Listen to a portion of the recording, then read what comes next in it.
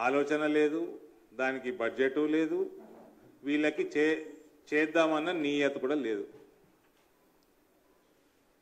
Congress party as expected Telangana ప్రజల్ని పచ్చి మోసం చేసింది. తెలంగాణ ప్రజలకి కేసీఆర్ ఏదైతే 10 సంవత్సరాలు మోచేతికి బెల్లం పెట్టిండో అదే పద్ధతిలో కాంగ్రెస్ పార్టీ కూడా తెలంగాణ ప్రజలకి మోచేతికి బెల్లం పెట్టింది. ముఖ్యమంత్రి గారు డిసెంబర్ 9 నాడు నేను ప్రమాణ స్వీకారం చేయంగానే వడ్లు కొంటా, అప్పటిదాకా అమ్మకుండ్రి, నేను రాగానే 500 బోనస్ ఇచ్చి కొంటా అన్నాడు. ఆయననేమో డిసెంబర్ 9 కాదు, జర ముందే చేసినట్టున్నాడు. 3 రోజులు ముందే చేసిండు. కానీ ఆ పంట కొనలే, ఇప్పుడు యాసంగి పంట ఇప్పుడు కూడా కొంటలేడు. బోనసులు లేవు, ప్రొక్యూర్మెంటే సరిగ్గా లేదండి. మేము మా జిల్లాలో తిరుగుతూ ఉంటే బస్తాలు లేవంటున్నారు, సుతులీ లేదంటున్నారు, లేబర్ లేదంటున్నారు, వర్షాలు పడుతున్నాయి, వరి మొత్తం తడిసింది, అకాల వర్షాలు ఈ మధ్య ఒక 45 డేస్ బ్యాక్ పడ్డాయి. అప్పుడు నష్టపరిహారం ఇప్పటివరకు అసలు లెక్కలేయాలి, అసెస్మెంటే చేయలేదు. ఇప్పుడేమో మళ్ళా వాళ్ళ ఎన్నికల మేనిఫెస్టోలో నెల రోజుల్లో కూడా నష్టపరిహారం ఇస్తాం ఉన్నట్టున్నది. అలా అసలు వీళ్ళు అసెస్మెంటే చేస్తలేరు. ఇక్కడ వాళ్ళనేమో అవినీతి, టీఆర్ఎస్ అవినీతి అని ప్రజలు దించేసిండ్రు. కాంగ్రెస్ ఏమో టోటల్ అసమర్థత అని వీళ్ళని కూడా తరిమేసే రోజులు దగ్గరలో ఉన్నాయి. వీళ్ళకి రైతులు ఏమన్నా 500 రూపాయలు బోనస్ ఇవ్వమని అడిగినరా? రైతులు 2 లక్షల రుణమాఫీ అడిగినరా? రైతు బంధు 15,000 చేయమని అడిగినరా? మహిళల్ని పచ్చి మోసం చేస్తున్నారు. మహిళలు ఏమన్నా తులం బంగారం అడిగినరా? 4,000 రూపాయలు పెన్షన్ అడిగినరా? అదేదో 2,500 అందరికీ అదో స్కీమ్ పేరు ఏమో ఉన్నది, అది వాళ్ళు అడిగినరా?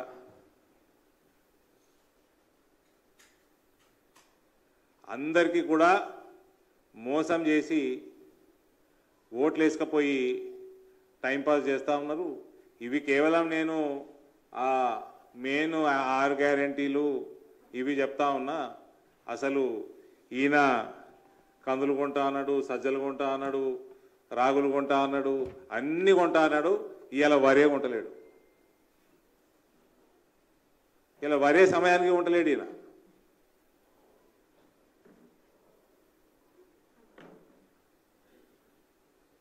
కాబట్టి ప్రజలు కూడా దయచేసి, ఇవాళ మా మేనిఫెస్టో కూడా విడుదలైంది.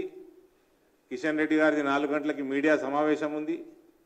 అందులోనూ అంశాలు గత 10 సంవత్సరాల నుంచి ఎంత క్రెడిబుల్గా దేశాన్ని పరిపాలించింది బీజేపీ ప్రభుత్వం, మోడీ గారి ప్రభుత్వం, మళ్ళీ ఈ నూతన మేనిఫెస్టోని ప్రజల ముందుకు తీసుకొచ్చి ఏ రకంగా మనము రానున్న 5 సంవత్సరాలలో చాలా ఐడియాలజికల్ ఇష్యూస్ కూడా ఉన్నాయి, అడ్మినిస్ట్రేటివ్ ప్రామిసెస్ కూడా ఉన్నాయి. అవన్నిటి విషయంలో కిషన్ రెడ్డి గారు కాసేపట్లో మాట్లాడతారు. కాబట్టి కాంగ్రెస్ పార్టీ పరిస్థితి ఇటువంటి దిగజారిపోయిన రాజకీయాలు చేస్తుందని వాళ్ళ క్యాండిడేట్లు కూడా సరిగ్గా దొరుకుతలేరు. ఇవాళ వాళ్ళ క్యాండిడేట్లు కూడా సరిగ్గా దొరుకుతలేరు. చాటన్ వీడి అంటుండే,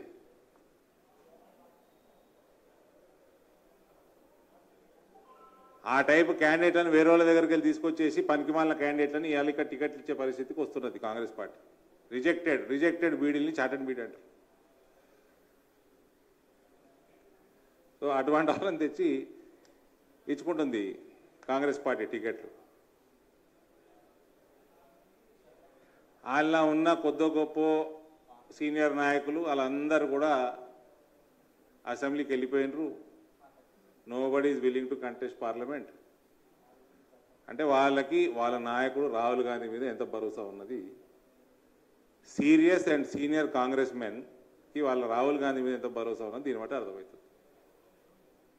రానున్న కాలంలో కూడా rejection is what Congress is going to face in Telangana and rest of the country.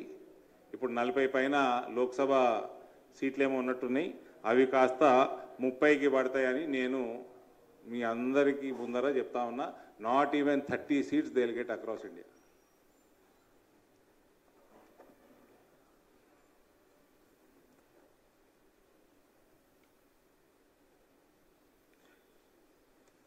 Tapping, బెదిరింపులు, ఏమైనా ట్యాపింగ్ చేస్తే రుజువులు ఉంటే పెట్టి జైలు వేసేది ఉంటే వేసేయి, బెదిరించి ఏం చేస్తూ